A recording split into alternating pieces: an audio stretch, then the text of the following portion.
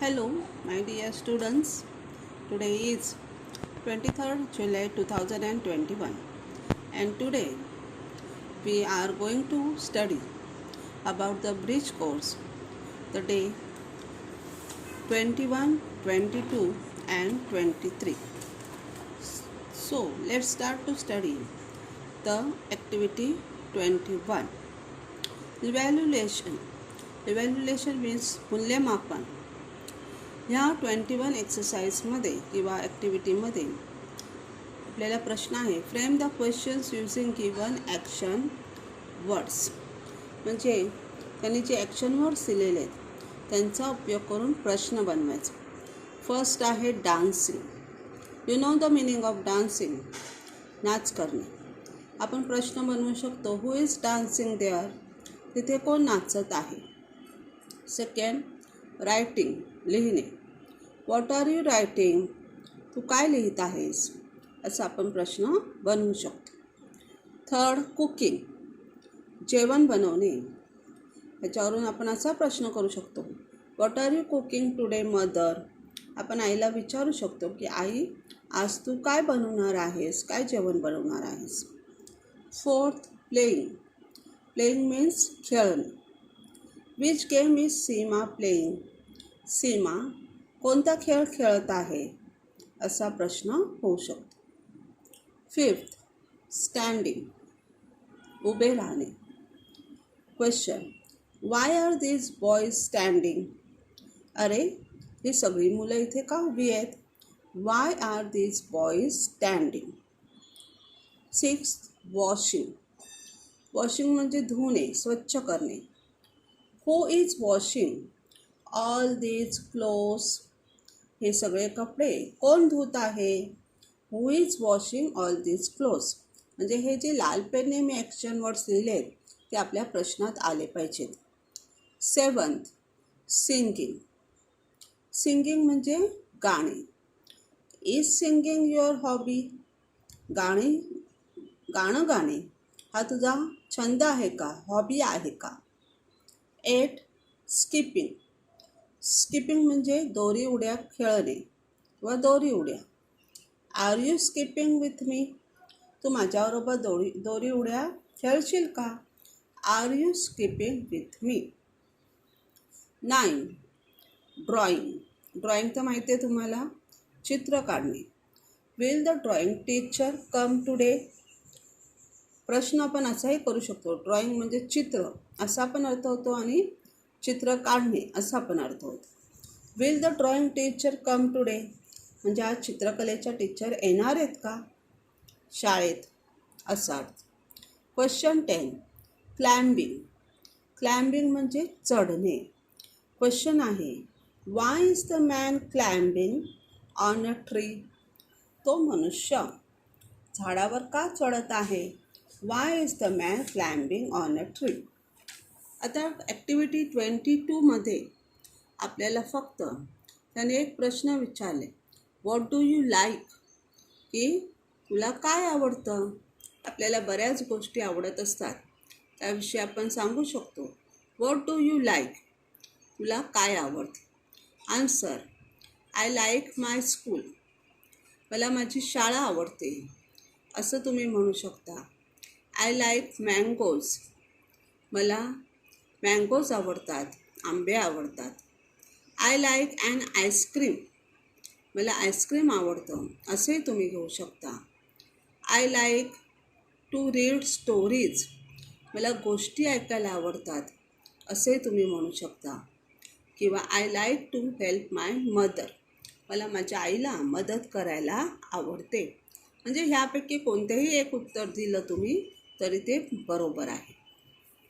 पुढे आहे ॲक्टिव्हिटी 23. ह्या ॲक्टिव्हिटीमध्ये आपल्याला शिकायचं आहे ॲब्जेक्टिव्ज, जे आपण मागच्या तासाला शिकलो होतो. ॲब्जेक्टिव्ज म्हणजे विशेषणे. काय, ॲब्जेक्टिव्हचा अर्थ होतो विशेषणे. पहा, ते एक झाड दिलेले आहे आणि झाडाला जी 5 पानं दाखवले त्यांना वेगवेगळी विशेषणे लिहिलेली आहे. जसं बिग, मोठी, ग्रीन, हिरवे, टॉल, उंच, शायनी चमकदार आणि शेडी म्हणजे सावली देणारे. प्रश्न आहे, how is the tree? How is the tree? झाड कसे आहे? कसं दिसते तुम्हाला हे झाड? या झाडाची विशेषणे दिलेली आहेत बाजूला. मग आपण म्हणू शकतो द ट्री इज बिग, झाड मोठे आहे. द ट्री इज ग्रीन, झाड तिथे ग्रीन आहे ना विशेषण, झाड हिरवेगार आहे. The tree is tall, tall पण विशेषण आहे, झाड उंच आहे. द ट्री इज शायनिंग, झाड चमकदार आहे, इथे शायनी दिलेले आहे. आणि शेवटी आपण म्हणू शकतो द ट्री इज शेडी, झाड शेडी आहे. शेडी म्हणजे सावलीदायक, सावली देणारे आहे. ही 5 विशेषणं वरती दिलेली. पुढचा क्वेश्चन आहे, how many adjectives posted on a tree? या झाडावर किती ॲडजेक्टिव्ज आहेत विशेषणे? 1 2 3 4 5. बिग, ग्रीन, टॉल, शायनी आणि शेडी ही 5 विशेषणे या झाडासाठी वापरली आहेत. आपला आन्सर येईल 5 adjectives posted on a tree. Total 5 adjectives ह्या झाडासाठी वापरलेली आहे. तर विद्यार्थी मित्रांनो, ॲक्टिव्हिटी 24 जी आहे त्यामध्ये आपलं हे जे 6वीचं पुस्तक आहे त्यातली ही जी कविता आहे पेज नंबर 42 वरची, ठीक आहे, त्या कवितेचा आपल्याला अभ्यास करायचा आहे. त्याचा अभ्यास आपण मागच्या वर्षी केलेलाच आहे, तर फक्त आपल्याला सरावासाठी ह्याचा अभ्यास करायचा आहे. Page number 42 in your 6th standard text book. ही कविता आठवते का तुम्हाला? The man who thinks he can, म्हणजे एक मनुष्य असा विचार करतो की तो काय करू शकतो. ही कविता गेल्या वर्षी तुम्हाला शिकवली होती मी. If you think you are beaten, you are. If you think you dare not, you don't. If you like to win but you think you can't, it is almost certain you won't. If you think you will lose, you are lost. For out of the world we find success begins with the fellow's will. It's all in the state of mind. If you think you are outclassed, you are. If you have got to think high to rise, you have got to be sure of yourself before you can ever win a prize. Life's battles don't always go to the stronger or faster man, but soon or late the man who wins is the man who thinks he can. कवी आहेत Walter D Wintle. Walter D Wintle. ह्या कवितेमध्ये कवी आपल्याला सांगतात the man who thinks he can, मनुष्य जो विचार करतो की तो काय करू शकतो. जर आपण त्याप्रमाणे विचार केला की आपण काय करू शकतो तर आपण ती गोष्ट करू शकतो किंवा आपण त्यासाठी प्रयत्न करायला हवेत. If you think you are beaten, you are. जर तुम्ही विचार केला की नाही मी हरणारच आहे तर नक्कीच तुमचा पराजय होईल. If you think you dare not, you don't. जर तुम्ही असा विचार केला की नाही बाबा माझी नाही हिंमत होणार ते काम करण्यासाठी, मी डेअरिंग नाही करू शकत, तर तुम्ही करणारच नाही. If you like to win, पण जर तुम्हाला जिंकायची इच्छा आहे, जिंकावंसं वाटतं, but you think you can't.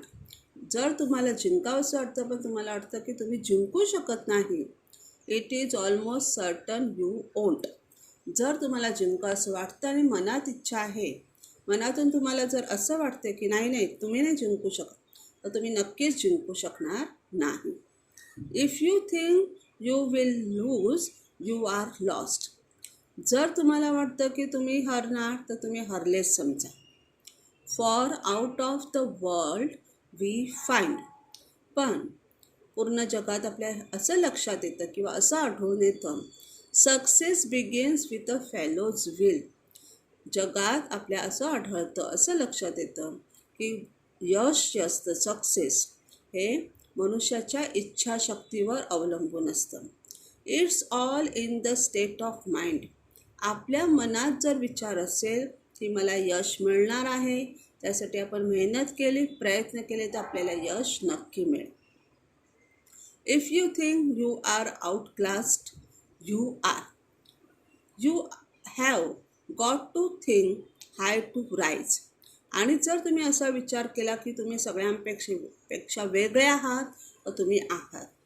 त्यासाठी तुम्हाला उंच भरारी मारण्याचा विचार करायला हवा. कुठेतरी जास्त चांगलं काम करून दाखवण्याचा विचार करायला हवा. You have got to be sure of yourself before. आणि पूर्वीपेक्षा तुम्ही स्वतःवर जास्त विश्वास ठेवला पाहिजे. You have got to be sure of yourself before. You can ever win a prize. जर तुम्ही स्वतःवर जास्त विश्वास ठेवला, मेहनत केली, प्रयत्न केले, तर तुम्हाला कोणतंही बक्षीस मिळू शकतं. Life's battle don't always go to the stronger or faster man.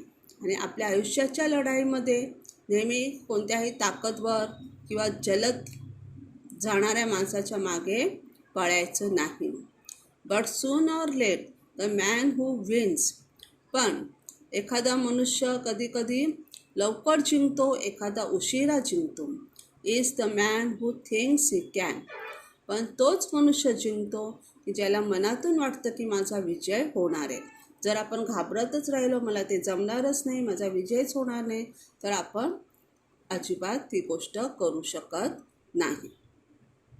आता ह्या ॲक्टिव्हिटीमध्ये तुम्हाला प्रश्न आहे की ह्या कवितेमध्ये जे कॉन्ट्रॅक्टेड फॉर्म्स आहेत ते तुम्ही शोधा. कॉन्ट्रॅक्टेड फॉर्म्स म्हणजे शब्दांची किंवा क्रियापदांची संक्षिप्त रूपे. ह्या क्रियापदांची संक्षिप्त रूपे त्यांना कॉन्ट्रॅक्टेड फॉर्म्स असे म्हणतात, किंवा कॉन्ट्रॅक्टेड वर्ड्स.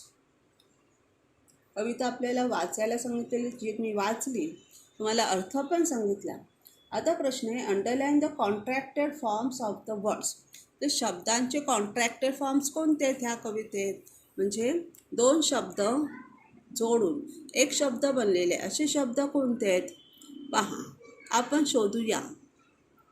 डोंट हा एक कॉन्ट्रॅक्टेड वर्ड आहे किंवा कॉन्ट्रॅक्टेड फॉर्म ऑफ आहे.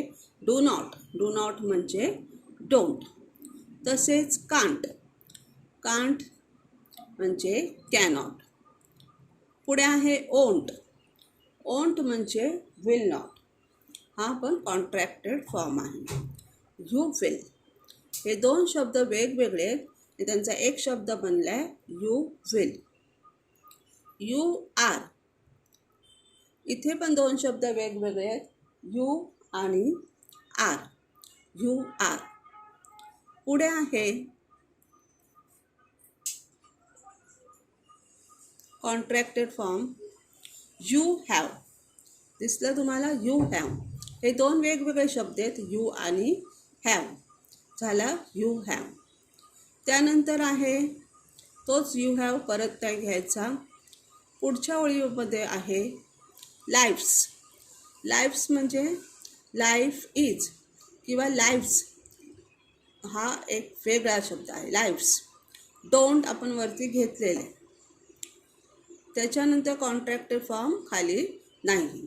म्हणजे हे जे 5-6 कॉन्ट्रॅक्टेड फॉर्म्स आहेत त्यांना आपण अंडरलाईन केली. आता इथे पहा, ह्या कवितेच्या स्वाध्यायामध्ये इथे त्यांनी एक प्रश्न दिलेले. Note that the words in A are all short forms of the words given in B. एमध्ये दिलेले जे शब्द आहेत ते बीमध्ये दिलेल्या शब्दांचे शॉर्ट फॉर्म्स आहेत. So don't, do not, can't, cannot, won't, will not, you will, you will, you are, you are, you have, you have. आपण ते कवितेमध्ये अंडरलाईन केले होते तेच शब्द. विद्यार्थी मित्रांनो, इथेच आपला आजचा तास संपतोय. बाय.